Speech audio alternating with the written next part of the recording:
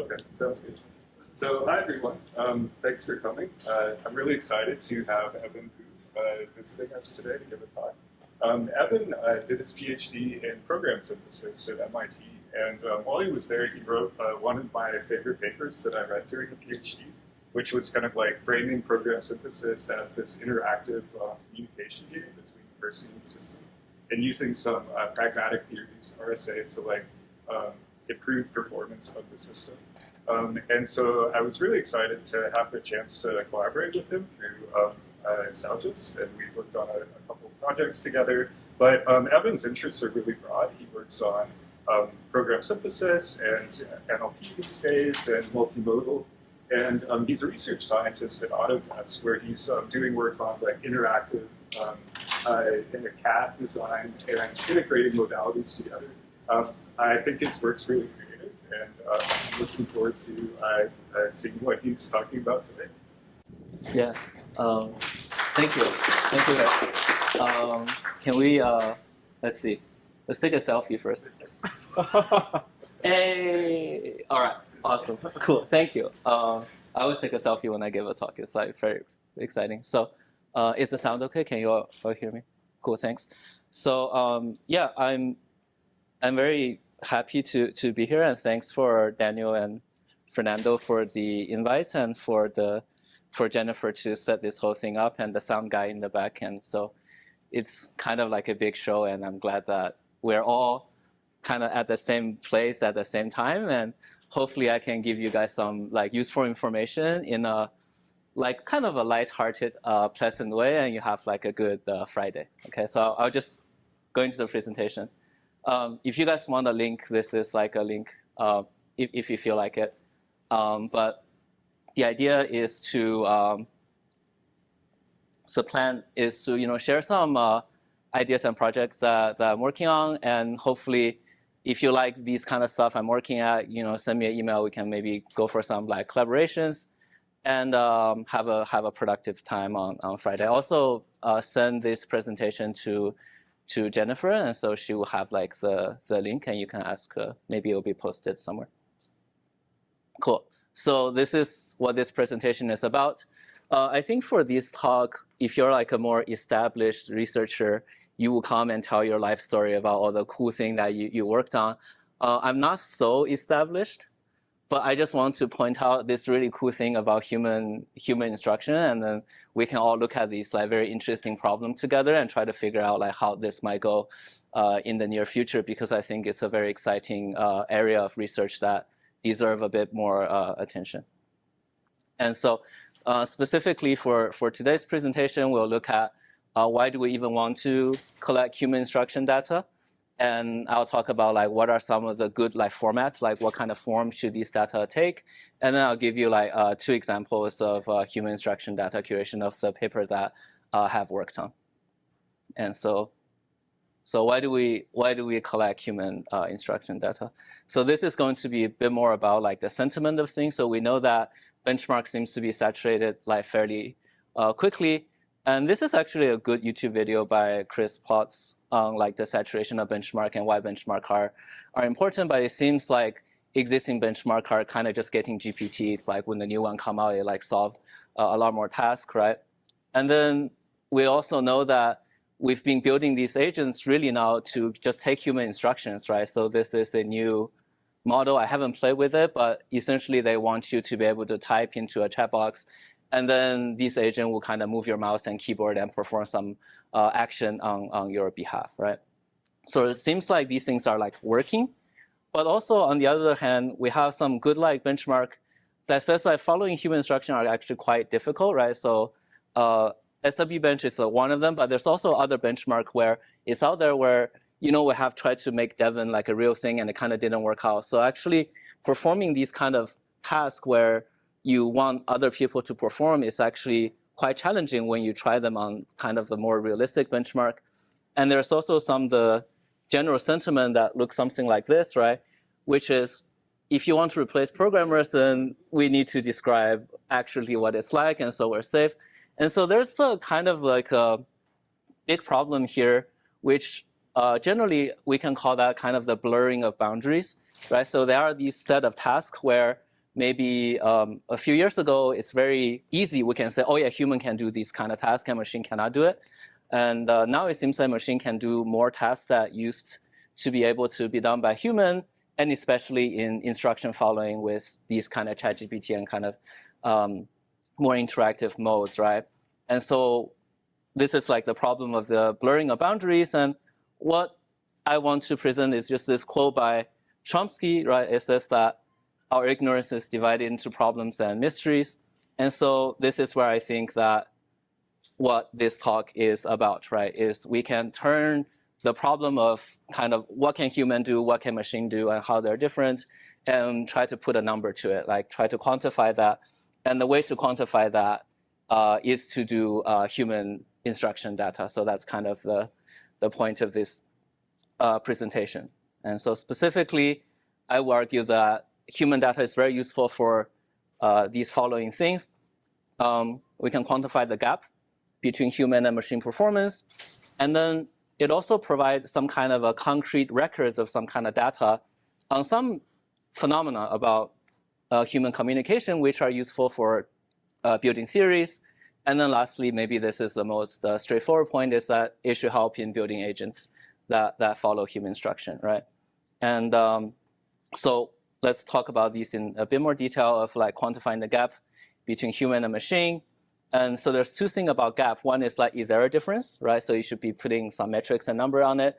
And the other is you should kind of a finer resolution, right? Not just like human is 90%, machines like 70%, but like over what properties are they different, right? And so on the one hand of the gap is what machine can already do.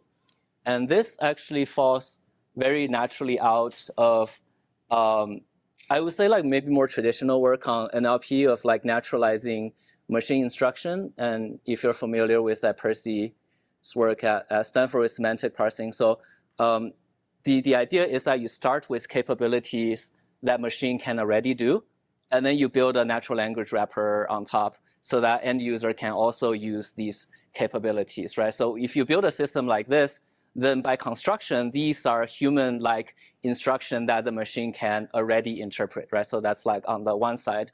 But what we're doing in this presentation is on the other side, which is we want to start with valid, reasonable human-to-human instruction that no machine can actually do. And so this is like on the other side of the gap. So these are kind of like if you think of this as an upper bound, it's like these are the instructions that the best human can follow. And if we can get closer to this, then we will have a very good instruction following system. And the second thing is to give concrete records of phenomena for building theories. So this is from astronomy, right? So like Kepler made all these rules about the area swept by this body on this ellipse is the equal.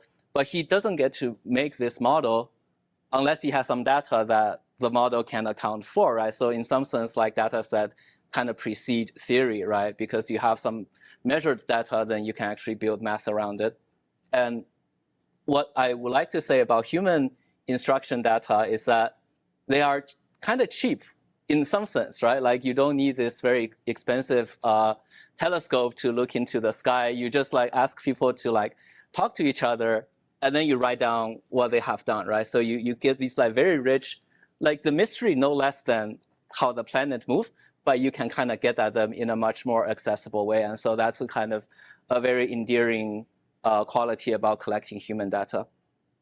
And lastly, yeah, I should help out build machine, whatever. Okay, cool. So rule of thumb from Yoav and Elaine, I think, is what makes a good human data is that a good data set should expose some rich communicative phenomena that we don't currently study, right? So they go for these kind of like maybe exotic setting where people communicate a certain thing, and you're like, I wonder what's the reasoning behind that make these people communicate in this particular way. Okay, so given that is some of the reason why we want to collect the human data, I'll tell you some format choices, right, to give you like a, I don't know, like a type signature, so that then we can kind of quantify it. And so I would say human instruction is pretty wild, right? So this is actual human instruction of a student's figure, and this is me like annotating to how to make this figure clearer, right? And I think it's hard to imagine how we can start by building an agent that can interpret these kind of instructions, right? So what we want to do is like take this thing that's probably like a little bit too messy and complicated and put some boxes around it so that we can actually have a more defined premise to talk about instruction following. And the idea is human instruction is a wild problem. This is, I got this term from Judy Pham from Stanford, and essentially the idea is that you want to take these like wild problem and trying to like tame them, right? Putting some confines around it so you can study them in a systematic way. And the way to tame human data, at least this is a way to do it, is I would propose that we should be very thoughtful and we should track the environment and the task of what's been done in the context of the communication.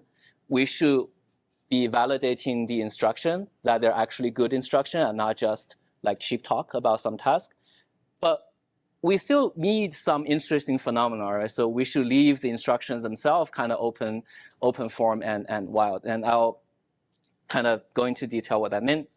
So I'll talk about importance of tracking environment and task. This is a picture that I took of some ceiling light in a subway at Harvard Square. And so I think there's some like bugs that crawl around in the ceiling light. And if you think of it, this is like trajectory data of some intentional movement of this bug, right? But as you can see, it's actually quite hard to predict like what the bug is actually doing. Because why? Because you only see the kind of the trajectory of the bug after, right? But the bug is gone, and maybe there's some food in this thing, they're trying to get it. So all of the contexts are gone. And so you only see like the evidence of some intelligent process, but you can't really model it or recover it because you have lost the context. But in contrast, right, this is my friend Emily's work. What they did is that they set up camera on the river and they watch like how duck kind of swim. And you know that it's a river. And if you look at the trajectory data of the duck on the right, it all of a sudden make more sense, right? Oh, yeah, they look like this. Maybe the river is flowing. They're kind of following the contour. And so there's really some kind of importance of keeping track of the environment so that when you get these data back, you kind of know how they're being generated and be able to kind of replicate that process. And the problem with kind of instruction following data, so these are the kind of thing when you search for instruction following data, these are the things that come back. It's a kind of a QA task, right? Like kind of a ChatGPT kind of an interaction. You ask a question and give you some tokens back. What's the context in which like a person asks for this query? Like what's their objective? Like how do they say your answer is right? That's kind of the big problem with language data nowadays, is that they're kind of just like the bug. It's like there are some like traces of what has happened before, but you have lost the objective, you don't have the environment. And so if you try to build a model of these data, maybe like a sequence model is the only thing that you could do, right? Try to predict the sequence from the other, but you cannot do things like, oh, infer some reward or something, because there's no environment for these agents to even act, right? There's no judgment on whether they have accomplished their original task. So that kind of is the importance of keeping track of environment and task. And the next thing I want to talk to is the importance of validating the instructions. And so typically, when we get instruction data for certain tasks, we follow this paradigm of annotation, right? You have a task, like a piece of code or something. Okay, then describe it. And so here's a experiment, right? So you have this picture on the left-hand side. And what we're doing is we're playing a kind of like a Pictionary kind of a game, right? And then we say, well, can you describe this picture so that another person can reconstruct it? And so this is a description. And if you look at it, it's like, oh yeah, a graph is 4 vertices, the shape of a square, blah, blah. Like, it's like, oh, that's a wonderful instruction. Like, clearly this is like, if you do like human judgment on if that's a good instruction, you're like, wonderful, great instruction. But when you have people to try to reconstruct it, to validate it, this is what you actually get, right? So they're not all like the original picture, right? You have one where the circle that have become dots, and you have one that look like a diamond, right? So I have a few examples of, so this one is like draw a square and circle outside of its corners, and right? So it's kind of like if you just look at the instruction, it's kind of good. But when you actually execute it, like very often they don't contain the right information to actually accomplish the task. And here's the last one where it's actually kind of good. Is a square with blah, blah, blah. And you could see, right, like 2 out of 2 is good. So you could actually, by doing execution, you could actually put a number on how good the instruction actually is, right? So this one might be like 2 out of 2. This one might be like 0 out of 2. This one might be, I don't know, 1 out of 3, right?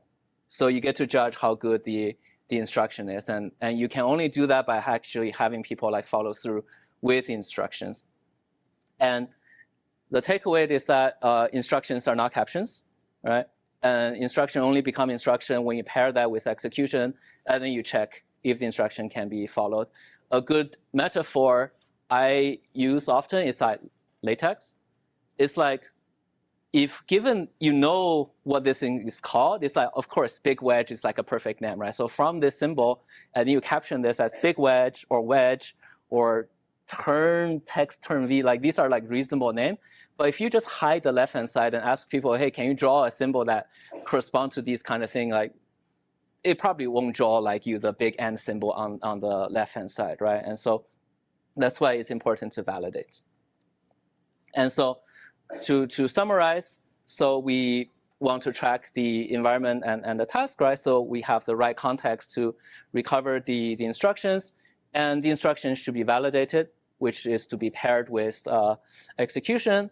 But we should leave the instructions themselves free, right? Because that's the interesting part of human communication, of how we can be so flexible in the thing that we say, but so precise in the outcome that the instruction kind of result, right? And so with that in mind, a human instruction data typically have, at least in the way I'm proposing, have the following component.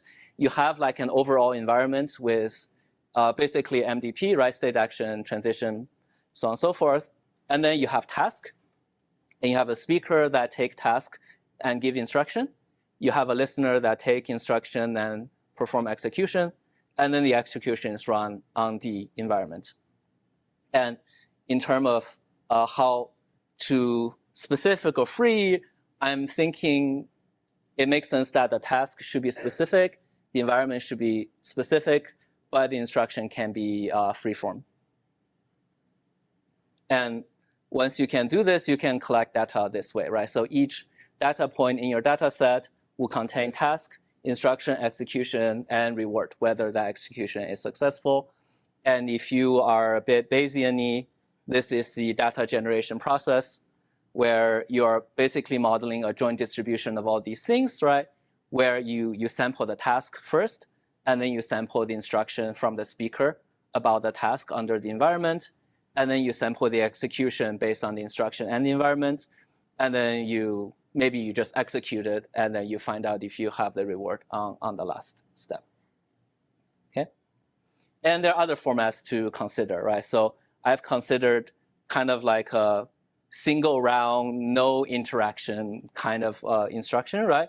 There's also, what if there's multiple rounds of instruction?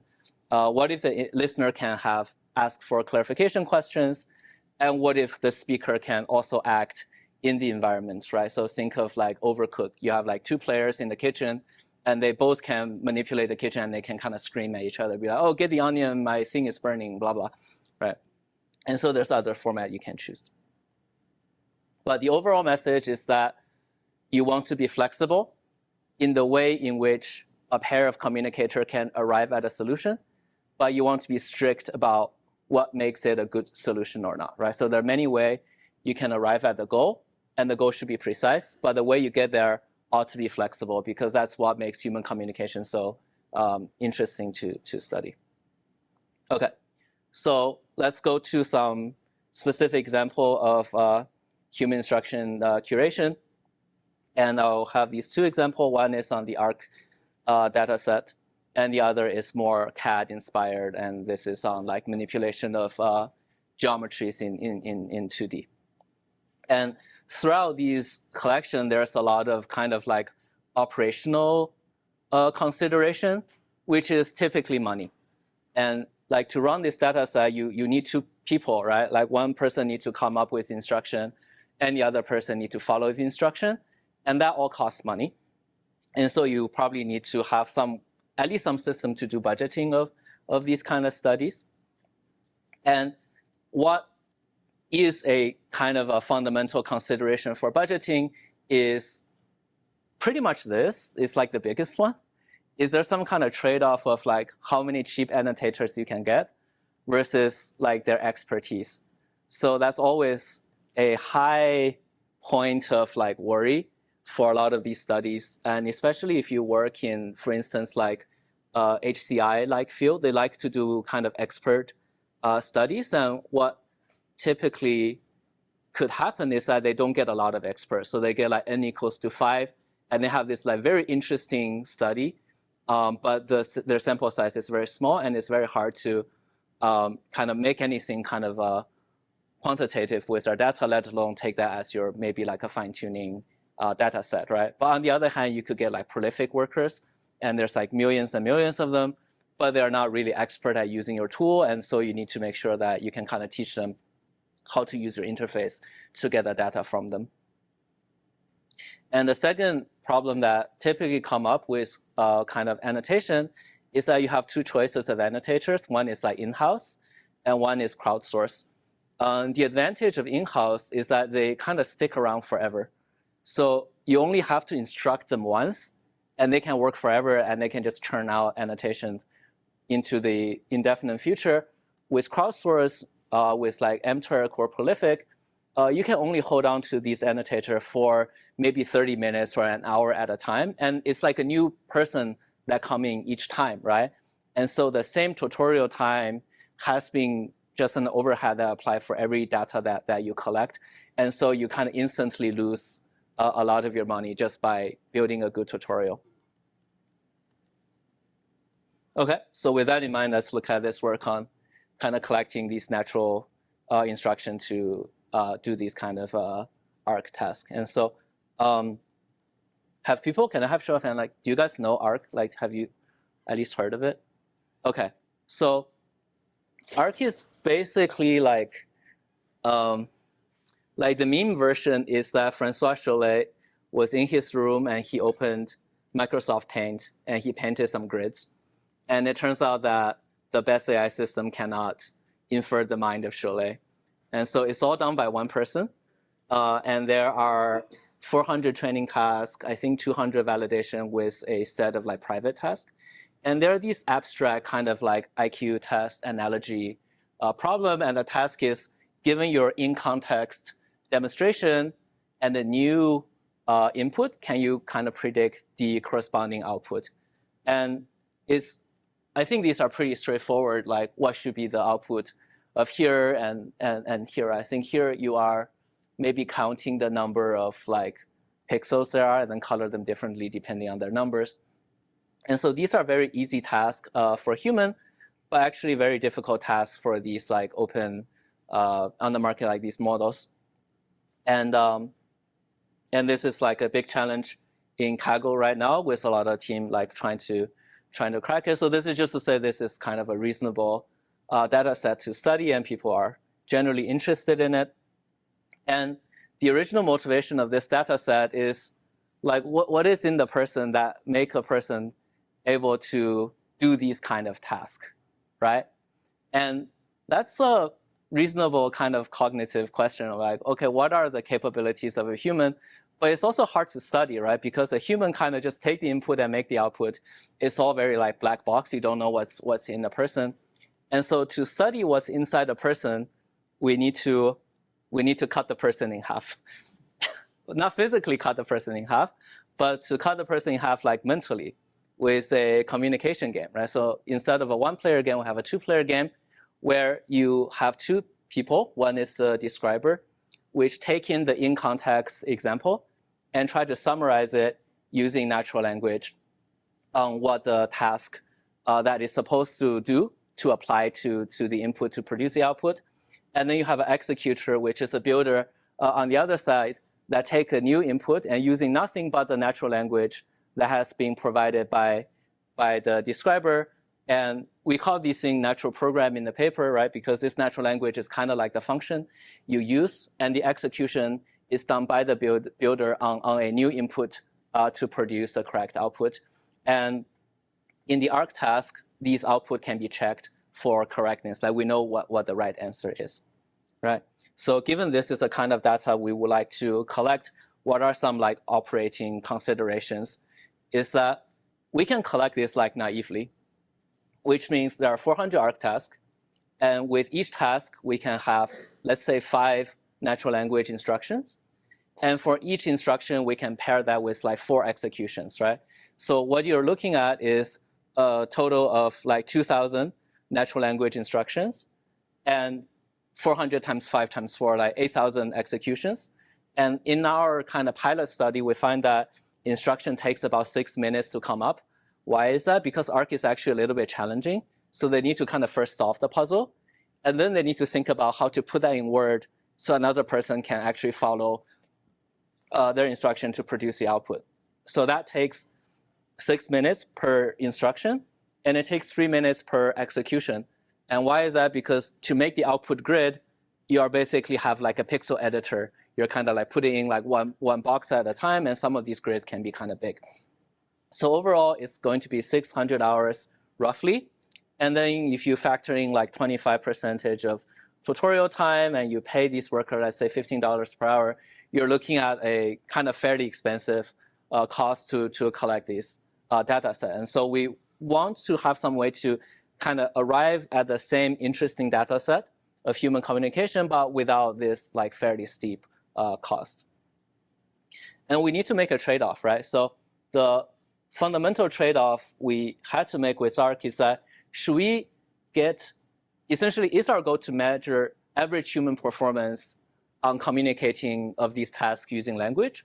Or do we just want a data set where it's ripe with interesting communicative strategies, right? So on one hand, if you want to measure average performance, you basically need to get both like successful and unsuccessful instructions. But on the other hand, you just basically get as much successful instruction as possible. And we kind of decided that we do the thing on the right-hand side. We don't care about average performance. We just want a big data set of as much successful, like these natural program as possible. And then we have an interesting bandit formulation where we have 400 casinos, right? So we have 400 arc tasks in which we need to annotate. And each instruction is an arm, right? So each natural language instruction is one of the infinitely many natural language instruction that you could potentially use on the casino. So there, for every task, there's an infinite many arm that kind of attach to this particular task. And for every one of these infinitely of the arms, you can check if the arm is good by pulling it. And you pull that with execution, right? You could ask people to take this instruction and try to follow through. And then you could check if you get a reward by following this instruction, right? So we have multiple casino. Each casino have multiple arm. And then you can validate if each arm is good by sampling the arm to see if they can be followed successfully. But I don't know if anyone studied this problem. Like when I was collecting the data, I was looking online for if there's like some sensible solution to this particular like infinite arm, best arm identification problem, but I wasn't able to find it. But if you know, let me know. But nonetheless, we still kind of want to solve this problem because for every single task, we want a successful instruction that can be executed to solve the task, right?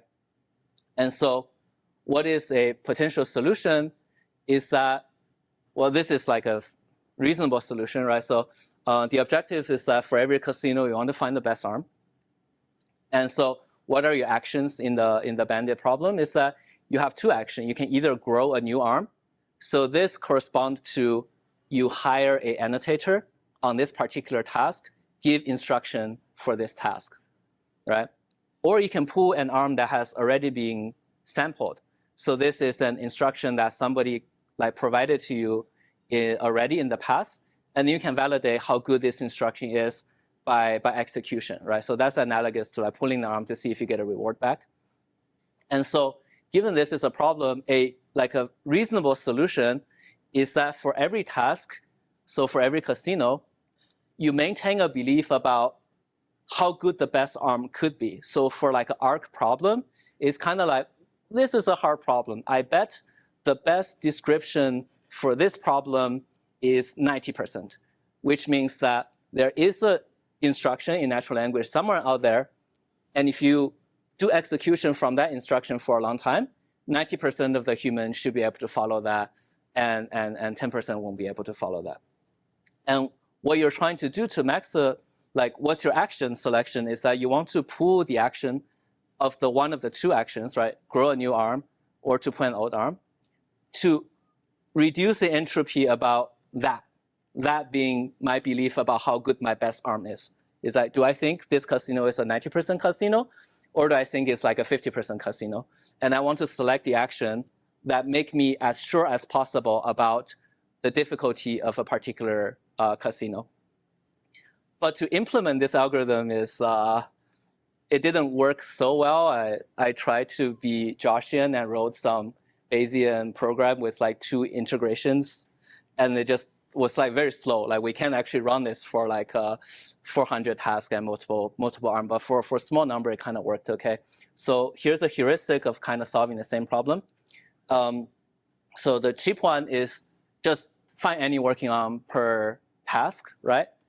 And what you do is you maintain a set of casino that has not been solved. So these are the set of arc tasks that doesn't have a solution yet. And you kind of just select the easiest task to annotate, right? And then when you select the easiest task to annotate, you immediately sample a new instruction for that task. And then you try to validate it as soon as possible. And if you get a successful instruction, you can just remove the task, right? We already have a successful instruction for that task. But if it doesn't work, you just say, okay, well, this task is harder, right? So next time around, I'm less likely to sample this particular task, because the kind of the drawback of this algorithm is that if you repeatedly sample a task that's too hard, you're just going to waste like so much money like bashing your head on all the hard tasks. So you have a kind of a priority queue of like the easy task, and then you prioritize your effort in solving the easy ones, and the hard ones kind of like are you reserve that for the very end. You have some extra budget you can kind of get at the hard ones. And so that's actually how it worked. We have this notion of a participant unit, which is you could think of each participant like a cloud GPU. And you can kind of rent them by the minutes or something like that. And so you don't think of the, well, I mean, this is probably not the right analogy, but like don't think of the participant as a continuous individual, but think of it as a processor that you can kind of slice up their time into like different cycles to do different things. And so what we did is that for every participant that come into our system in the mechanical Turk, we run the bandit algorithm to figure out what's the next task for the participant should be, whether it should be generating an instruction for a arc task or following the instruction that somebody else has generated for some other arc task. And we kind of just pull this bandit arm multiple times. And what we can get at the end is a kind of a tiled kind of a task set, right? So we know that for this participant, they need to first do 5 minutes of tutorial, and then they need to do a execution task, 2 instruction tasks, an execution task, and an instruction task. And since we have been collecting this data set for a while, right, it's kind of live, we can actually give you like the average time it would take to do an execution task, right, like something like 3 minutes. And we can give you the kind of the average time it would take to do a instruction task. So on average, it's about 6 minutes. And if you get more pools on a particular task, you actually get like task-specific estimates of how long these things are. And you can use some kind of weighted average to interpolate all these times. And figuring out the time is important because on mTurk, you're paid, it's easier to be paid by completion. So we kind of take these tasks and we kind of tile them together such that the total amount of time that a participant take in our system is roughly 30 minutes. And then we can pay them 30 minutes, and then they get kind of their reward code at the end to kind of redeem their work. And the way we tile it is by running the bandit algorithm to figure out like what kind of task is most useful for us and how long it would take. and tile them together so they roughly go into 30 minutes, and that's how we actually allocate the task for every participant. And my collaborator actually visualized the bandit. I didn't know. I was checking. It was cool. Let's look at it. It's like, it's cute. So there's like several restarts, so it's like a little bit jumpy. But what you're seeing is the red things are unsuccessful tasks, and you see that as the time go on, like there are a lot of like unsuccessful tasks on the bottom, but then we kind of restart and get new batches, but like they kind of go to the top. As they become successful, we kind of drop them from the priority queue, and then we no longer study them. So that the function is that we're always getting the annotator to annotate the easiest unsolved task. That kind of makes sense? So we throw a pair at that task, and then we kind of go through the annotation this way. And so, come on. So we save money. So the dataset itself costed $3,600-ish, and so I think it would have been, like looking back, I think Josh had a lot of money. Like it probably didn't matter. Like we probably should have just like done 5 instruction and 4 execution per instruction. That'll probably make a lot of the analysis like easier. But doing things this way probably still makes sense for some of the bigger projects, right? When you don't have like kind of infinite money to throw around. And so overall, I think that's a fairly good experience. And so now that we got the data, we can try to use it. So what are some ways we can use this like wonderful LARC annotated ARC data in some applications? So one is we can directly measure how good our machine at following these kind of instructions, right? And this is very easy. You can just prompt like GPT-4 to take in these grid and try to produce the outcome. So for ARC, the kind of the input are given in a NumPy array, right? It's literally like a grid of number. I mean, it's visual, but it's basically like a grid of number. Like 1 is blue, 0 is black, and so on and so forth. And so what you can do is you could prompt GPT in different ways on solving these tasks. You could give it only the input as the kind of the grid input and have it try to predict the output. Or you can give like the visual I/O input along with a natural language description on what the transformation is, versus the last one, right, which is what we actually asked our builder participant to do, right? Like they don't see anything, they just see the natural language, and then they should be able to take the test input and try to predict the output, right? And so here is the kind of the set of performance on like a single run, and all the dots on the right are the tasks that GPT-4 cannot solve, and the thing on the left are the GPT-4 can solve to some capacity. And so the one that's matched with a human LARC data is a natural language circle. So these are some number of tasks that from the language description alone, GPT can produce a correct output grid. But for all the tasks here, since we curated data for it, right, so it's not really like a fair comparison against human performance, but these are at least like evidently human can produce a correct output grid from natural language alone. And so the machine is still a bit far off from what we can do as people. And another thing we might want to do is to try to capture this domain, right? So ARC is some kind of like a naturalistic domain in the wild. And so how do we teach machine to be proficient and solve these kind of ARC tasks? And if you're a bit old school, you basically like, oh, let's make a DSL for ARC, right? And so we actually had a student who did that.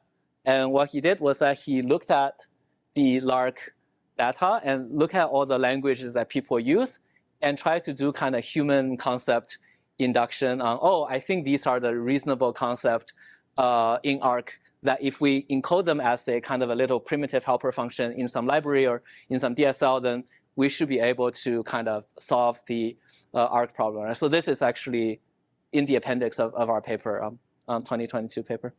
And so what ended up is that he wrote like 103 primitive. And then since we were roughly in the kind of like the dream coder land, we're like, oh, let's run dream coder and program synthesis on it. Let's see how well our DSL is. And then like, it's not very bad, right? It's not solved like not even like 10% of the task. And this is not even on the hard like validation set. This is just like we divided the LARC data set in half. So it's like half of the original ARC task as training and half of the original ARC as testing. And with our DSL, it doesn't even solve like 10% of these like fairly simple tasks. And so basically DSL didn't work, and then we can ask a question like, how come DSL didn't work? And we know from analyze the data is that the concept, if you just do a word count in ARC, has a very long tail distribution. So there's all these like rare words like falling or like flower that occur like once or twice in the corpus, but they're used by humans successfully to communicate what the task is about. And whenever you have these kind of long tail of concept, that basically means it's really hard for a DSL, right? Like DSL, like very few concepts and are like repeatedly used. Like you want this distribution to like a square looking thing, right? Like everything is like spoken inside these concepts, but like nothing is outside, right? And then you can say, well, we can put some box around it, and the box being a DSL that as long as you're inside the box, then we have a kind of fairly succinct way to express these tasks, but we don't. And so that was the actual experience from Theo, God bless him. And what Theo would do is that he would take a few problems in ARC, and then he'll be very happy. It's like, oh, I have this like wonderful DSL that capture all of the past tasks at hand. But then we'll give him like a new task, and then all of a sudden the entire DSL has to be like refactored to account for this new task, and this is kind of like a never-ending misery, right? And so kind of like the takeaway is that we probably shouldn't be writing DSL, but we should be writing like Python programs that are more free and not constrained by a certain construct or primitive that only exists in your DSL. And this is kind of what I think this is a modern way of kind of capturing a domain. Let's say you have a domain that comes without DSL, and then you want to just capture this domain. What should you do, right? That's kind of a fundamental problem. And this is by people in Kevin Ellis' lab and Cornell. And what they do is this very good method is that they just take some data or distribution of tasks. They just write Python code that are somewhat, because these Python code are solving the same task, they will look similar in spirit, right? They wouldn't exactly using the same phi primitive, but they will look similar to each other. And so what we have done in this current work, also on ARC, is that instead of writing a DSL, which we know like doesn't really work, we just ask human students to write 100 seed solution to some ARC problem. So these are solutions by hand. And the cute part, at least I thought it was really cute, is that in the code part, we actually write code both for generating input. So this is like an input sampler. So if you call this, it will generate like input grid. And why is that important? It's because the grid transformation in ARC, like all functions, they're not total, right? They only work on certain input, and for certain other input, it will just crash.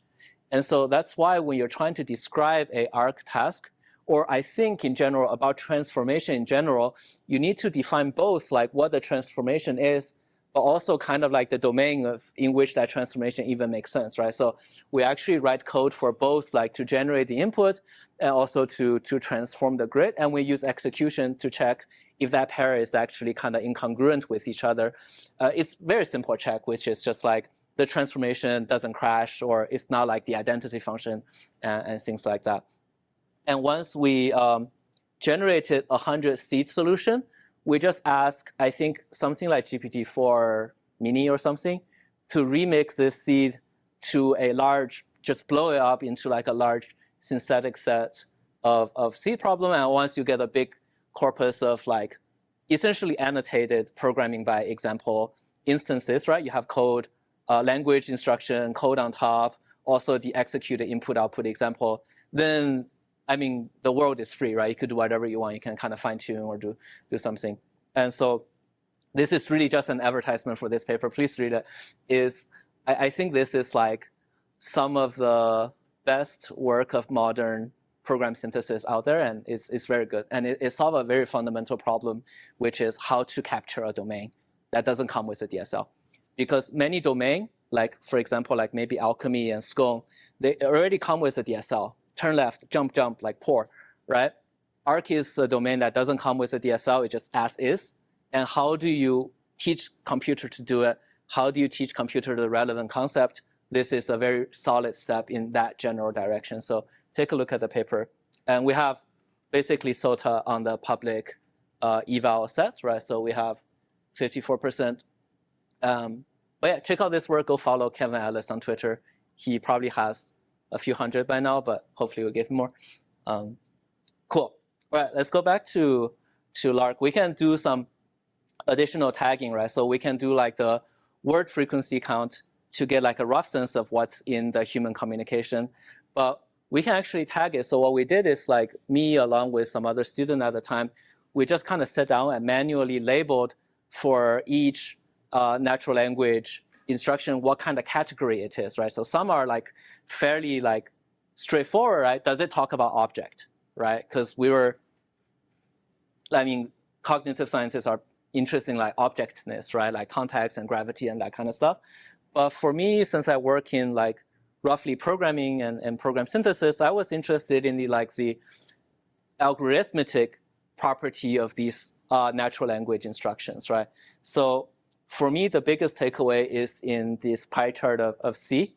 This is how people communicate verbs to each other, right?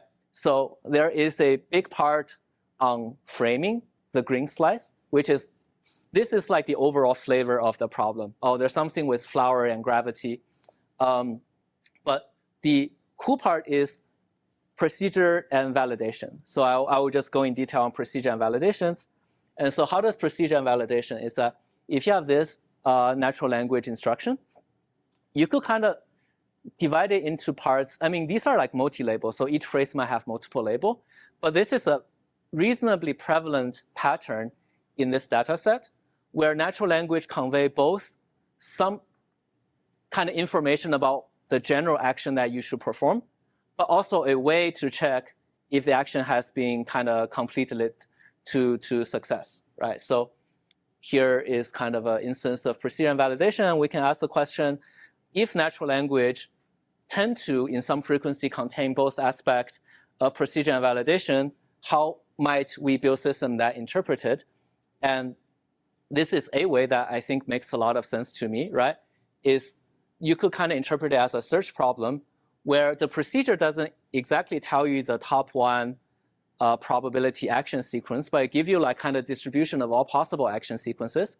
And the validation gives you a way of, if you can simulate or act out these multiple action sequences and to check if the result is sensible. And so this is a way to interpret these kind of natural language instruction. And this has been fairly successful in some of my subsequent work that also take instruction from human. We just ask the human, hey, what are some action that the user might take? And then we also ask a human separate question, what does it mean to get the right answer? And they kind of give both, and we kind of just translate the second part into some predicate. And then we can kind of check automatically on some environment if they have been successful. And so here are some examples, right? So this is move the red shape needs to move, but how does it move? Well, until it's touching like the blue cube, right? But notice that there is some bias, right? Like it's not touching the blue cube like one shifted one up, right? So there's certainly some kind of like human bias on, oh, the move is minimum distance or only like horizontal or vertical, right? There's some like kind of interesting thing here. And just to give you another instance of other people's work, this is a paper I'm partial to by M.H. Tesler. And what he did was this study where there's a game that didn't come with a manual. It's a simple like 2D grid game. And you have like 2 lives. And so he just gave this game to like some guy to play. And then you write down like a little like notebook of how to play the game, but you died, right? So you give it to like your son. You're like, my son, I have died, but here's my something. And then like he plays it, and then he has 2 lives and he died. Be like, well, this is your notebook from your grandpa in which I've edited. And then you can analyze the content of this notebook, and they will contain information about how to play the game, right? So analysis of the linguistic content, you really see that human is basically communicating all part of the MDP, right? There's something about like what policy you should be making, like what is reward, like, oh, if you touch red, you're gonna die. right? And there's something about like transition, which is, oh, the floor is like slippery over here, so you should be careful. So human really communicate a lot of rich information so that the listener can come up with the right action sequence in context through inference, right? I'm not really telling you you should just condition your policy on my natural language, right? It's not like natural language go in, sequence of action come out. It's not like that. It's like natural language go in, and you take that natural language with your world model about the environment, with your perceived reward structure of the task that I'm trying to give you, come up with the action sequence so that if you execute it in the environment, it'll accomplish a task. And it's always somehow asymmetrical, right? Because if I'm the speaker, I know the task. And if you're the listener, you don't know the task, but presumably you know the environment. And it's kind of a mixture of these things that lead to execution of these instructions. And instructions, more evidence is accumulating that it's not about the action sequence, right? It's about information for you to come up with the action sequence. Cool. How long have I got? 5 minutes? Well, we have the room for 25 more minutes, but we get to save some time. Okay, so I'll just quickly go through this. Yeah, so I'll just go for another 5 minutes. Is that reasonable? Yeah, cool. So this is about CAD, right? So this is giving some natural language instruction of how to do edits. And so the thing we're trying to study is not just Autodesk is generally interested in communication of design because that's like what the company is, but is there two parts about design. One is that design is multimodal, right? So here you have language and drawing used to communicate how to change the floor plan. And design is also iterative, right? So in the example that I gave earlier about a figure, I actually went and I saved the entire like rollout of how the figure gets edited over time.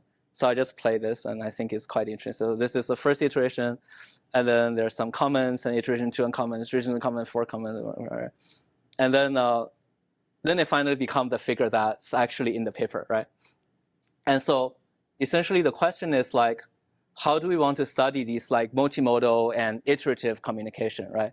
And given what we said, we basically chose the domain, which is like 2D simple CAD, and the task is to recreate precisely a 2D CAD, right? And then we can validate by the next slide will be easy. So the CAD environment looks something like this.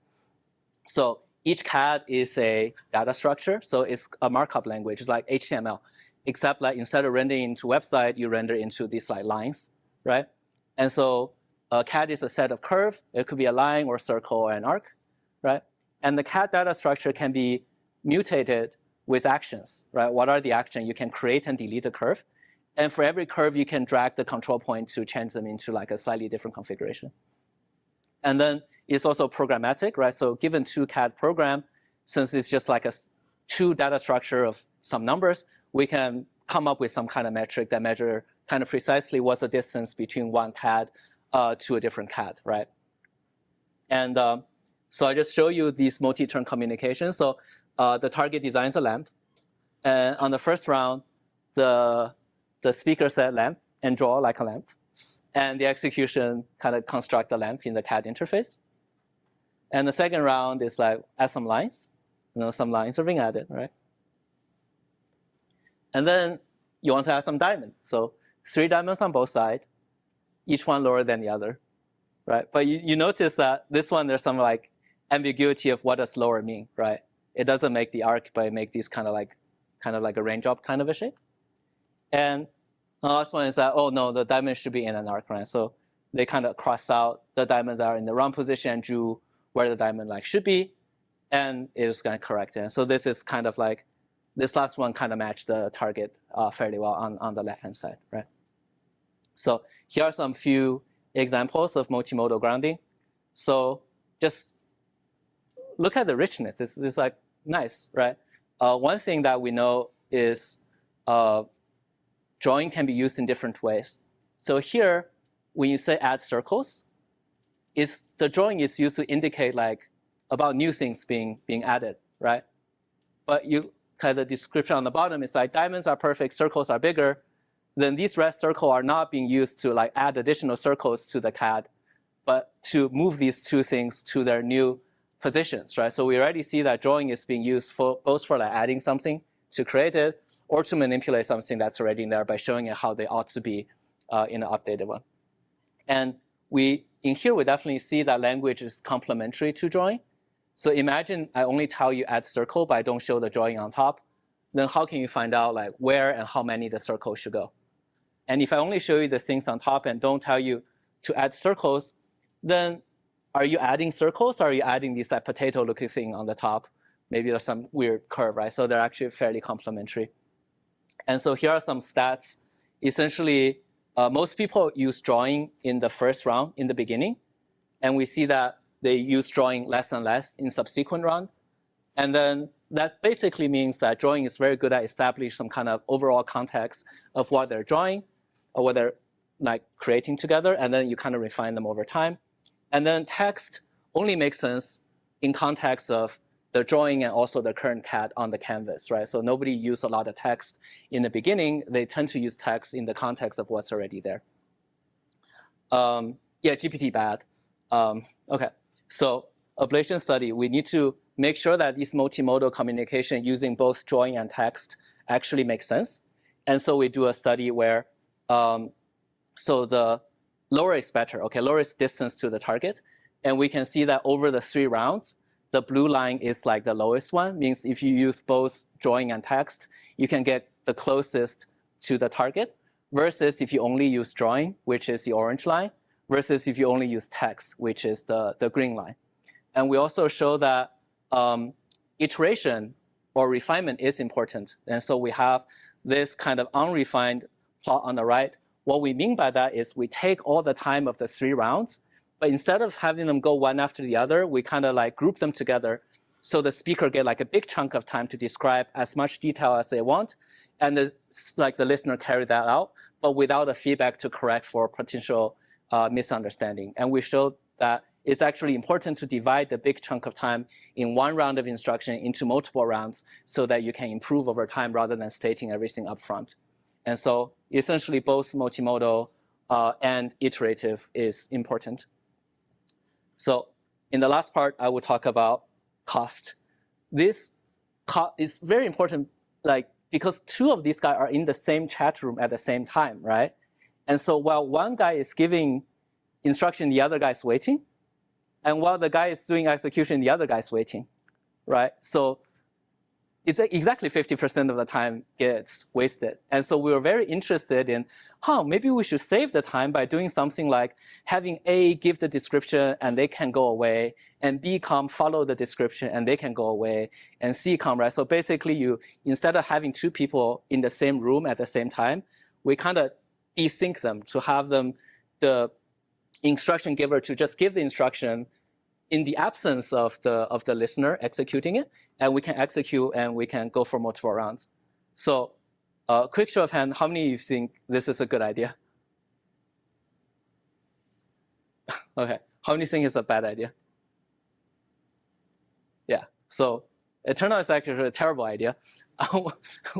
We're still trying to figure out why, but I think there's some kind of like a social thing with 2 people like, I have to, like the guy is waiting for me, like I need to be like good. And maybe there's another thing of really validation of instruction in actually giving it, right? Because if you're desynced this way, A never get to refine their instruction because you have no signal. And having them at the same time, you'd be like, oh, wow, we really messed up on that stimuli. Like next time we can do better. Then at least you know that maybe I should be presenting things in a slightly different way for it to be better. Okay, and some quick accounting, these kind of data cost $2 per round. So if you do something similar, that's kind of like a ballpark.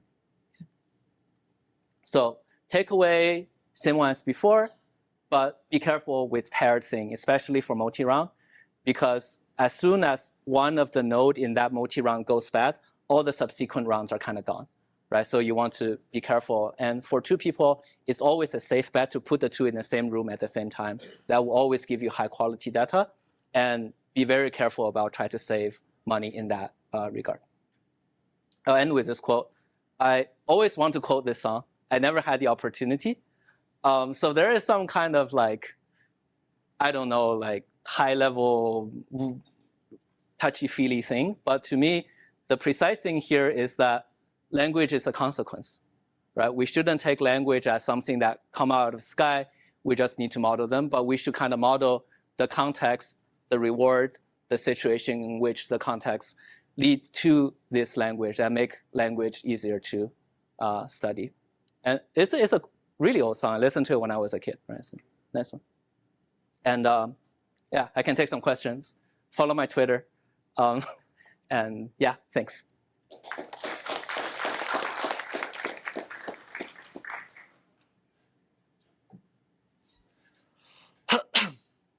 Maybe I could. Yeah, please. So I thought the bandit formulation was really interesting. I wondered if you have thoughts on how to, whether it's with a method like that or something different. Like, is there ways to kind of collect tasks also of appropriate difficulty?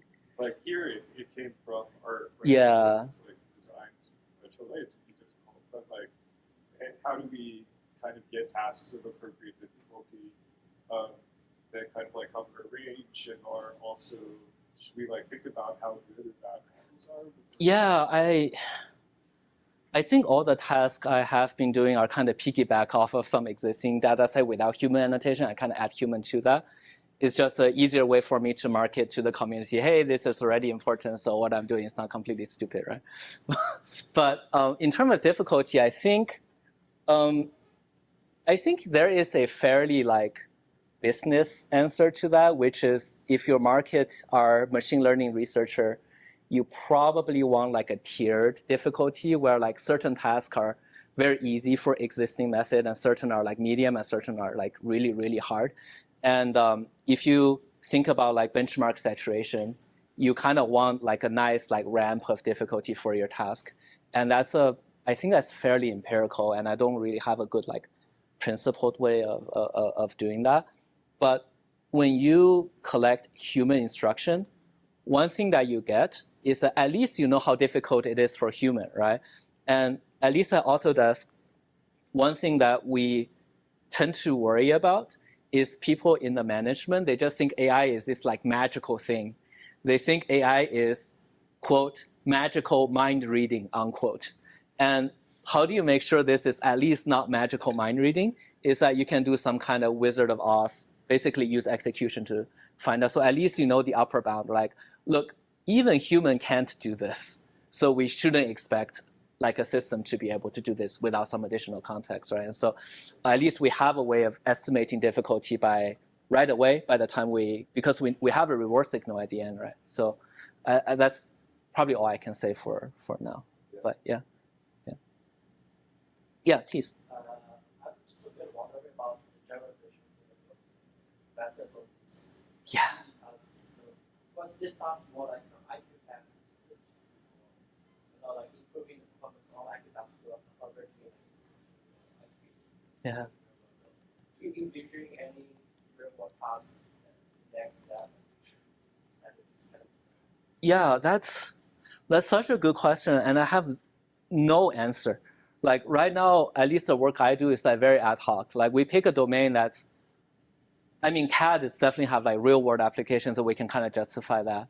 Arc is like, well, Cholet already justified that this is important, so we kind of piggyback on top of that. But I think, given that's our current like state, we should aspire to do tasks where the findings are more general, right? Like these are like fundamental facts about how humans use certain communicative modality to.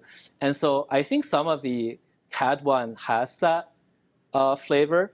So at least like in, for example, for here, right?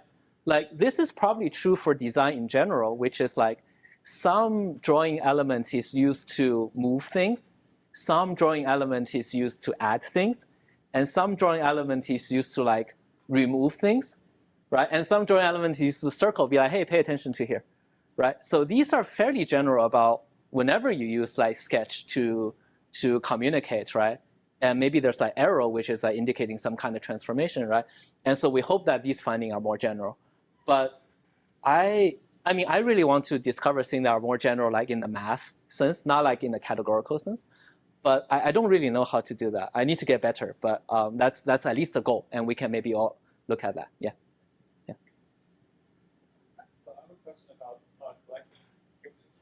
Yeah.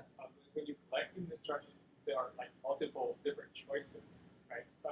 During collection, what you're currently doing is you ask people to first describe the instructions, and then another person is going to validate whether they can follow this instruction and solve the problem. But another choice I can think of is you can, for art, you can give the describer the actual program to produce the output, right? And then the describer is actually describing the solution rather than looking at the examples. Yeah. I wonder how that would change the quality and the way people describe, this task. And another, difference I was wondering about is when you evaluate these instructions in different ways, would there be difference? For example, right now you're evaluating the instructions by whether people can follow these instructions and solve the problem, but does that tend to differ for different people, like different followers? And also, is that the same as whether models can follow these instructions? Okay. The first one, let me answer the easy. These are both really good questions. The first one is like, what if in the ARC one we give the person a program solution and have them just describe that using language to another one? Yeah, we could have done that, but we had no program in the beginning, right? So we kind of have them ask them for both to solve and figure out. And so definitely the LARC dataset has a bit of issue because the not an issue, but it's like a property where the speaker is doing two things, right? They're first like solving ARC task, which is already kind of hard, and they're trying to figure out how can I communicate that concisely using words of the other person. So there's definitely that. And with respect to the second question, which is what about human following the instruction versus machine following it, or like how does that kind of trade off? I think in general, I should have put this in my slide, but to talk about a bit about like the work with like self-play, and so we work on self-play a little bit. But the idea of a successful communication, let's say between agents, there are two things. One thing is that it needs to be successful, which means there is some instruction such that another agent can hear it and successfully complete the task. But another one is like it should be human-like in some sense, right? Because if it's human-like, then you can remove one of the agents and replace it with a human. And since this agent is both successful and human-like, then the human can instruct it and it should work. And what does human-like mean? I think the short-term solution is that we could derive some statistics about human instruction and try to mimic that. So for drawing, we at least know that most humans use drawing in the beginning and less toward the end. So that's a particular statistics, right? And most texts are kind of more like toward the end. So if you do some kind of self-play agent that can like play this game super well, they should probably all follow this curve as well, right? Because that's some kind of like human-like properties. And this is fairly free. You could come up with any arbitrary statistics or measurements that are human-like, and then you can impose those constraints to make the communication such that even if you just do kind of human-free self-play, which I think is what we have to do, given how expensive this data are, we can use this as some kind of like regularization or inductive bias so that whatever strategy that the agent come up to successfully play this communication game is compatible with human, at least somewhat. Right? And the last thing I want to say with human and machine is that humans are very good at adapting. So even if you give them an agent that's kind of a little bit like a weird convention, like in a few generations, the human can still find that as a very useful tool, right? Like Midjourney is kind of hard, but people figure out, oh, I just got to prompt it in this particular way. And so we can always leave a little bit room for like human magic when you're building a tool because it's always going to be there. Yeah, yeah, please.